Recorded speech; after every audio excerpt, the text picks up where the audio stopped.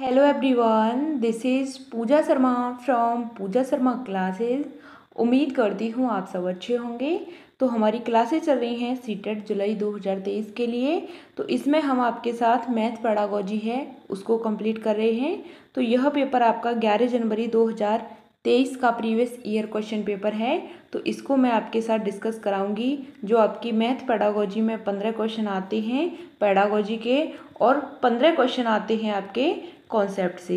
ठीक, तो आपको अच्छे से समझना है मैथ पेडागोजी को। तो स्टार्ट करते हैं, समझते हैं। आपको वीडियो पसंद आती है तो लाइक कर देना, अपने दोस्तों के साथ शेयर कर दिया करो, और चैनल को सब्सक्राइब नहीं किया है तो चैनल को सब्सक्राइब कर लेना, बेल आइकन को प्रेस कर लेना, जिससे आने वाली वीडियो का भी नोटिफिकेशन आपको मिल जाएगा। फ्री नोट्स के लिए आप टेलीग्राम चैनल से जुड़ जाइएगा, यहाँ पे आपको फ्री नोट्स मिल जाएंगे, तो आपको ज्वाइन हो जाना है।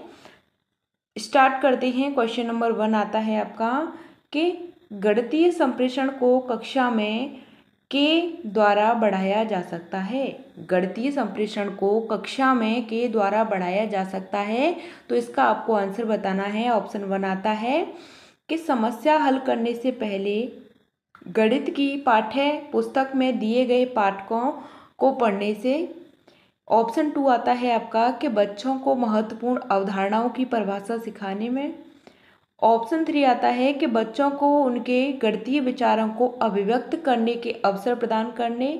ऑप्शन 4 आता है कि विभिन्न गणितज्ञों के जीवन इतिहास के अध्ययन के लिए। तो जो गणित संप्रेषण होता है इसको कक्षा में किसके द्वारा बढ़ाया जा सकता है।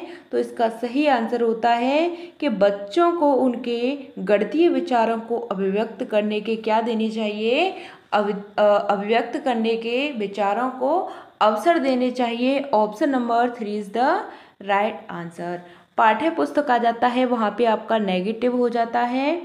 और महत्वपूर्ण अवधारणाओं की परिभाषा सिखाने, यानी कि हमें सिखाना है, मतलब महत्वपूर्ण जो अवधारणा है, तो यह बात भी आपकी गलत हो जाती है। हमें सभी अवधारणाओं को सिखाना चाहिए। यहाँ पे आता है कि विभिन्न गणितज्ञों के जीवन इतिहास के अधिगम में, तो यह बात भी यहाँ पे गलत हो जाती है। इसका सही आंसर होता है, पॉजिटिव आंसर है कि बच्चों को हमें गणित सिखाने के अवसर देने चाहिए। क्वेश्चन नंबर आपका नेक्स्ट आता है, आपको इसका आंसर बताना है। यदि P तो 9 के लिए सटीक उपयुक्त गणितीय चिन्ह पहचान कीजिए। इसमें P तो 9 के लिए सटीक जो उपयुक्त गणितीय चिन्ह है इसकी पहचान करनी है। तो इसका आपको आंसर बताना है। तो इसका आंसर P बराबर 9 होता है यहाँ पे, या फिर यहाँ पे P, इसको चेंज कर लेना है, यहाँ पे P लिख दो, यहाँ पे 9। ठीक,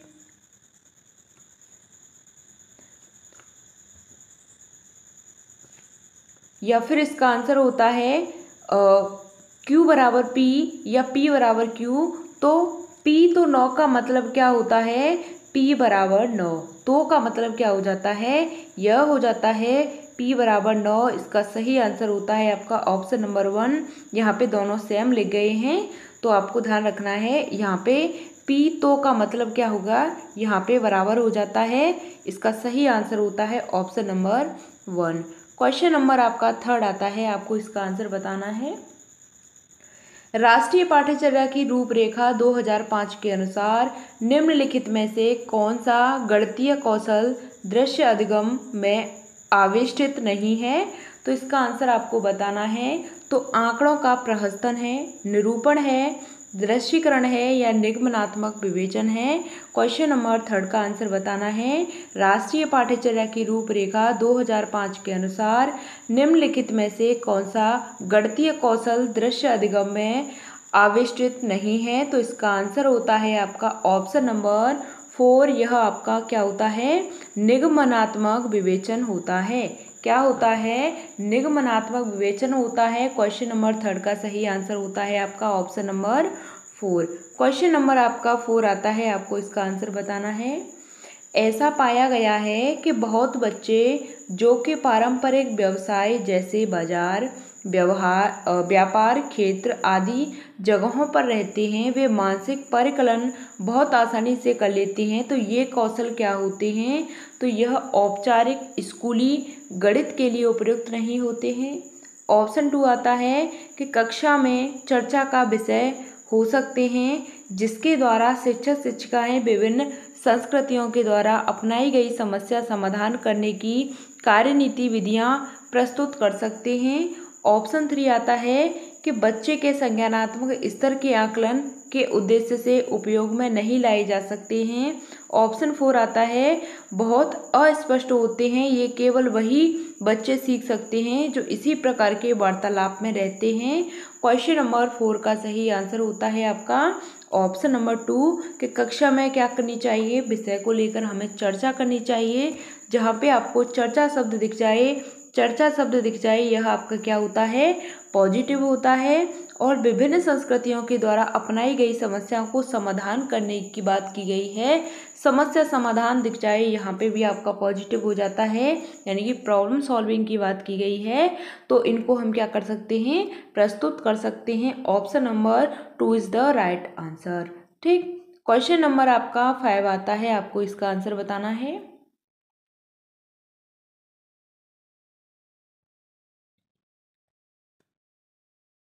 राष्ट्रीय पाठ्यचर्या की रूपरेखा 2005 को प्राथमिक स्तर के अनुसार गणित में सबसे कम महत्वता देनी चाहिए। तो तार्किक विवेचन को, सटीकता को, समस्या समाधान को या फिर दृश्यीकरण को। क्वेश्चन नंबर 5 का आंसर बताना है। एनसीएफ 2005 के बारे में इसमें बात की गई है कि इसको प्राथमिक स्तर के अनुसार गणित में सबसे कम महत्वता देनी चाहिए। तो किस चीज़ को हम गणित में कम महत्वता देंगे, तो इसका आंसर होता है आपका सटीकता। क्या होता है, सटीकता होता है। सटीकता को हम क्या देंगे, बहुत कम महत्वता देंगे, बहुत कम इम्पोर्टेंस देंगे। Option number 2 is the right answer. Question number आपका 6 आता है, आपको इसका आंसर बताना है। निम्नलिखित कथनों में से कौन सा गणितीय निर्देशन यानी मॉडलिंग से न्यूनतम संबंधित है। क्वेश्चन नंबर 6 का आंसर बताना है। निम्नलिखित कथनों में से कौन सा गणितीय निर्देशन यानी मॉडलिंग से न्यूनतम संबंधित है। तो दैनिक जीवन में समस्याओं के समाधान के लिए गणित का उपयोग करना। ऑप्शन 2 आता है समस्या के सरलीकरण के लिए अनुमान लगाना और सन्निकटनीकरण करना। ऑप्शन 3 आता है कि महत्वपूर्ण मात्राओं की पहचान करना तथा उनके संबंधों को ज्ञात करने के लिए साधनों का निरूपण का उपयोग करना। ऑप्शन 4 आता है कि गणित की कक्षा में अमूर्त प्रतिरूपों का शिक्षण अधिगम सामग्री के रूप में उपयोग करना। तो क्वेश्चन नंबर 6 का आंसर बताना है आपको, क्या हो जाता है, इसका सही आंसर होता है आपका ऑप्शन नंबर 4 कि गणित की कक्षा में अमूर्त प्रतिरूपों का शिक्षण अधिगम सामग्री के रूप में क्या करना, उपयोग करना। क्वेश्चन नंबर 6 का सही आंसर होता है आपका ऑप्शन नंबर 4। क्वेश्चन नंबर आपका 7 आता है, आपको इसका आंसर बताना है। कक्षा IB यानी कक्षा 5 के विद्यार्थियों को भिन्न में ऊपर वाली संख्या और नीचे वाली संख्या का अर्थ समझाने हेतु निम्नलिखित में से कौन सा तरीका सर्वाधिक उपयुक्त होगा। तो इसका आपको आंसर बताना है कि कौन सा तरीका है वह सबसे ज़्यादा उपयुक्त होगा। तो ऑप्शन बनाता है कि उन्हें यह बताना कि ऊपर वाली संख्या अंश होती है और नीचे वाली संख्या क्या होती है, हर होती है। ऑप्शन 2 आता है कि भिन्न के प्रतिरूप जैसे वृत्ताकार, पाई, आयताकार पट्टी के उचित हिस्से को छायांकित कर अंश और हर को प्रदर्शित कर विद्यार्थियों को स्वाभाविक रूप से स्वतः परिभाषा समझने में मदद करना। ऑप्शन 3 आता है कि अंश को हर को परिभाषित करने के पश्चात विभिन्न आकृतियों में विद्यार्थियों को अंश और हर को पहचानने के लिए कहना। ऑप्शन 4 आता है कि यह परिभाषित करें कि कल जितने हिस्से किसी आकृति वस्तु में से किए गए वह नीचे वाली संख्या तथा जितने हिस्से में उसमें से चयनित किए गए हैं और ऊपर वाली संख्या है। तो इसका आपको आंसर बताना है। इसका सही आंसर होता है आपका ऑप्शन नंबर 2 कि भिन्न के प्रतिरूप जैसे वृत्ताकार, पाई, आयताकार पट्टी के उचित हिस्से को छायांकित कर आशा और अंश और हर को प्रदर्शित करें और विद्यार्थी को स्वाभाविक रूप से स्वतः परिभाषा समझने में मदद करना। Option number 2 is the right answer. Question number आपका 8 आता है, आपको इसका आंसर बताना है कि प्राथमिक स्तर के शिक्षार्थियों को मापन की अवधारणा से परिचित कराने के लिए निम्नलिखित में से कौन सा सर्वाधिक उपयुक्त है। आपको इसका आंसर बताना है कि प्राथमिक स्तर के शिक्षार्थियों को मापन की जो अवधारणा होती है इससे परिचित कराने के लिए कौन सा सर्वाधिक उपयुक्त होता है। इसका आंसर बताना है। ऑप्शन 1 आता है आपका कि ऐसे क्रियाकलाप आयोजित कीजिए जो परिशुद्ध और सटीक मापन पर आधारित हों। ऑप्शन 2 आता है मापन की विभिन्न इकाइयों की परिभाषा दीजिए, यानी कि मापन की जो विभिन्न इकाइयाँ होती हैं इनकी परिभाषा देना। ऑप्शन 3 आता है कि ऐसे आयोजित कीजिए कि अमानक तकनीकों का उपयोग कर वास्तविक जीवन की वस्तुओं का मापन किया जा सके। ऑप्शन 4 आता है बच्चों को आकृतियों के विभिन्न टुकड़े दीजिए और मापनी का उपयोग कर उन्हें उनकी भुजाएं मापने के लिए कहना। क्वेश्चन नंबर 8 का सही आंसर आपको बताना है। इसका सही आंसर होता है आपका ऑप्शन नंबर 3 कि ऐसे आयोजित कीजिए जिसे अमानक तकनीकियों का उपयोग कर वास्तविक जीवन की वस्तुओं का मापन किया जा सके। इसका सही आंसर होता है आपका ऑप्शन नंबर 3। क्वेश्चन नंबर आपका 9 आता है, आपको इसका आंसर बताना है। निम्नलिखित में से कौन सा गणित में औपचारिक शिक्षण के संबंध में सही है। निम्नलिखित में से कौन सा गणित में औपचारिक शिक्षण के संबंध में सही है। तो यह गणित की कक्षा में प्रतिभाशाली बच्चों को पहचानने में सहायता करता है। ऑप्शन 2 आता है यह बच्चों को योगात्मक परीक्षाओं को उत्कृष्ट प्रदर्शित करने में सहायता करता है। ऑप्शन 3 आता है यह केवल विशेष आवश्यकताओं वाले बच्चों के लिए लाभदायक है। ऑप्शन 4 आता है यह गणित अधिगम में आने वाली कठिनाइयों को दूर करने के लिए किया जाता है। क्वेश्चन नंबर 9 का सही आंसर आपको बताना है कि गणित में जो औपचारिक शिक्षण होता है किसके संबंध में इसका आंसर यहाँ पे सही होता है। तो इसमें हम क्या करते हैं, बच्चों की जो समस्याएं होती हैं उनकी जो कठिनाई आ रही हैं उनको दूर करने का हम क्या करते हैं, उपचार करते हैं। तो गणित अधिगम में आने वाली कठिनाइयों को दूर करने के लिए किया जाता है। इसका सही आंसर होता है आपका ऑप्शन नंबर 4। क्वेश्चन नंबर आपका नेक्स्ट आता है, आपको बताना है प्राथमिक स्तर पर गणित की पाठ्य पुस्तक निम्नलिखित रूप में से कौन सा एक सर्वाधिक उपयुक्त महत्वपूर्ण लक्षण है। आपको बताना है प्राथमिक स्तर पर गणित की पाठ्य पुस्तक निम्नलिखित में से कौन सा एक सर्वाधिक उपयुक्त एवं महत्वपूर्ण लक्षण है। तो ऑप्शन 1 आता है इसमें विद्यार्थियों के अभ्यास हेतु अधिक प्रश्न होने चाहिए। ऑप्शन 2 आता है कि यह रंग बिरंगी और आकर्षक रूप में अभिकल्पित होनी चाहिए। ऑप्शन 3 आता है सैद्धांतिक अवधारणाओं पर अधिक केंद्रित होनी चाहिए। ऑप्शन 4 आता है कि गणितीय अवधारणाओं को प्रस्तुत करने के समय यह संदर्भात्मक उदाहरणों एवं क्रियाकलापों पर आधारित अधिक केंद्रित होनी चाहिए। तो क्वेश्चन नंबर 10 का आंसर आपको बताना है क्या हो जाता है कि जो गणित की पाठ्य पुस्तक होती है इसमें एक सर्वाधिक उपयुक्त महत्वपूर्ण लक्षण बताना है गणित की पाठ्य पुस्तक को लेकर। ठीक, तो इसका सही आंसर बताना है कि अभ्यास के लिए अधिक प्रश्न होने चाहिए। तो यह बात तो बिल्कुल गलत हो जाएगी।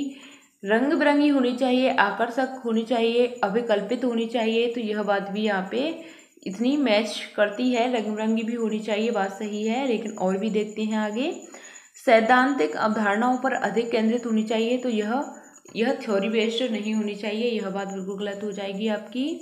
गणित अवधारणाओं को प्रस्तुत करने के लिए समय यह संदर्भात्मक उदाहरणों क्रियाकलापों पर अधिक केंद्रित होनी चाहिए। तो यह बात आपकी यहाँ पे सही हो जाती है। यह बात भी यहाँ पे इतनी गलत हो जाएगी क्योंकि इससे पॉजिटिव आंसर आपका यहाँ पे ऑप्शन नंबर 4 हो जाता है। क्वेश्चन नंबर 10 का सही answer option number 4। Question number आपका 11 आता है, आपको इसका आंसर बताना है कि गणित की कक्षा में किसी विद्यार्थी के निष्पादन का मूल्यांकन किस पर आधारित नहीं है। गणित की कक्षा में किसी विद्यार्थी के निष्पादन का मूल्यांकन किस पर आधारित नहीं है। तो समस्या समाधान क्षमता पर, कंठस्थ यानी रटने की क्षमता पर, तार्किक चिंतन की क्षमता पर या दृश्यीकरण की क्षमता पर। क्वेश्चन नंबर 11 का सही आंसर आपको बताना है तो आधारित नहीं है की बात की गई है, नेगेटिव की बात की गई है, तो आपको यहाँ पे नेगेटिव ही ढूंढना है। तो इसका सही आंसर हो जाता है ऑप्शन नंबर 4, कंठस्थ यानी रटने की क्षमता पर आधारित नहीं है। Option number 2 is the right answer. Question number आपका 12 आता है, आपको इसका आंसर बताना है। राष्ट्रीय पाठ्यचर्या की रूपरेखा 2005 एनसीएफ 2005 की बात की गई है। तो आपको बताना है इसके अनुसार प्राथमिक स्तर पर निम्नलिखित में से कौन सा उद्देश्य गणित शिक्षा हेतु उच्च उद्देश्य माना गया है। गणित की शिक्षा के लिए उच्च उद्देश्य माना गया है, तो कौन माना गया है यहाँ पे बताना है कि बच्चों में संख्यात्मक कौशल का विकास करना होता है। ऑप्शन 2 आता है कि बच्चों को परिकलन कौशल में दक्षता प्रदान करना होता है। ऑप्शन 3 आता है कि विचारों की स्पष्टता तथा तर्कपूर्ण गणितीय चिंतन का विकास करना होता है। ऑप्शन 4 आता है कि भविष्य में योगात्मक परीक्षाओं हेतु कौशल का निर्माण करना होता है। तो यहाँ पे बताना है कि प्रारंभिक स्तर पर कौन सा गणित शिक्षा के लिए उच्च उद्देश्य माना गया है। तो इसका सही आंसर होता है आपका ऑप्शन नंबर 3 के जो विचार होते हैं इनकी स्पष्टता, तर्कपूर्णता, गणितीय चिंतन, इनका क्या करना, विकास करना। Option number 3 is the right answer. बाकी आपके सभी क्या हो जाएंगे, गलत हो जाते हैं। इसका सही आंसर होता है ऑप्शन नंबर 3। क्वेश्चन नंबर 13 आता है, आपको इसका आंसर बताना है कि कक्षा के 50% विद्यार्थियों गणित में एक विषय नहीं समझा, निम्नलिखित में से कौन सी विषय के अधिगम में बच्चों की सहायता करने की उपयुक्त विधि यानी कि कार्यनीति नहीं है। इसका आंसर बताना है कि कक्षा में 50% विद्यार्थियों को गणित में एक विषय नहीं समझा, निम्नलिखित में से कौन सी विषय के अधिगम में बच्चों की सहायता करने के लिए उपयुक्त विधि कार्यनीति नहीं है। तो भिन्न भिन्न उदाहरणों के साथ विषय को दोहराना होता है। विषय संबंधी सामूहिक कार्यों में बच्चों को संलग्न करना होता है।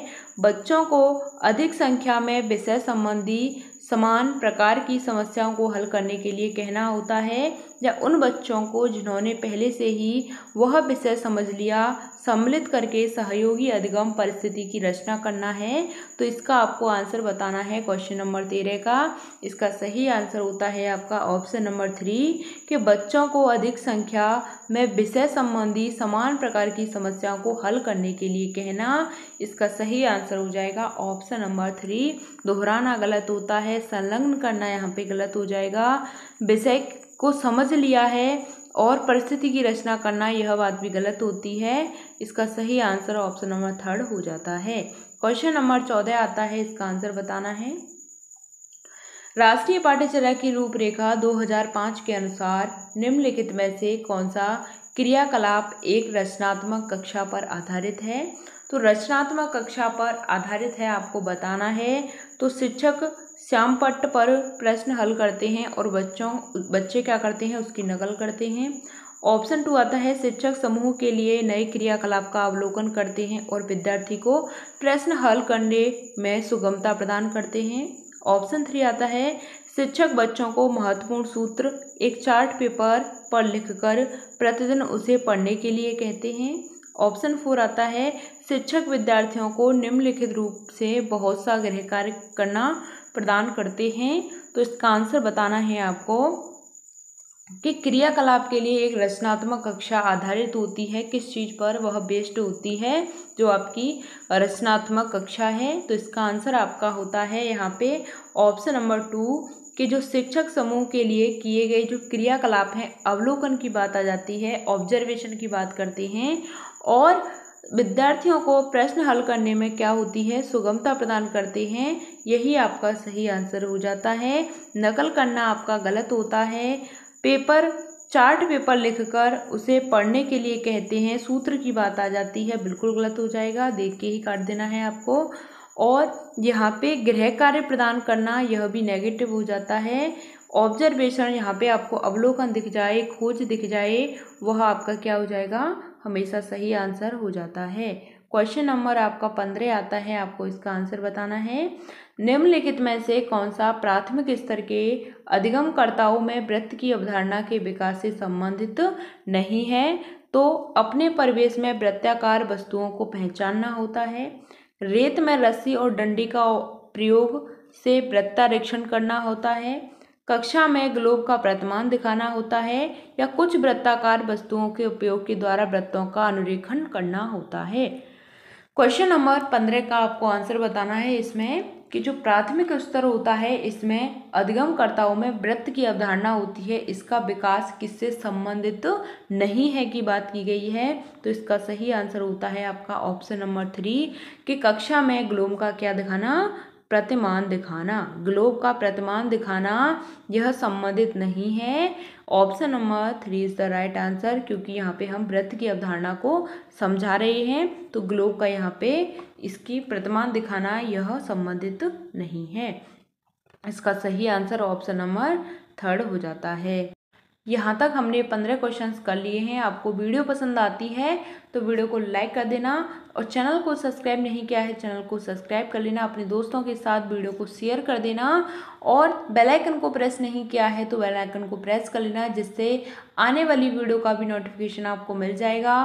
फ्री नोट्स के लिए आप टेलीग्राम चैनल से जुड़ जाइएगा, यहाँ पे आपको फ्री नोट्स मिल जाएंगे, तो आपको ज्वाइन हो जाना है। तो मिलते हैं फिर आपको आगे की नेक्स्ट वीडियो में, तब तक के लिए थैंक्स फॉर वॉचिंग। जय हिंद, वंदे मातरम। चैनल को सब्सक्राइब नहीं किया है चैनल को सब्सक्राइब कर लेना।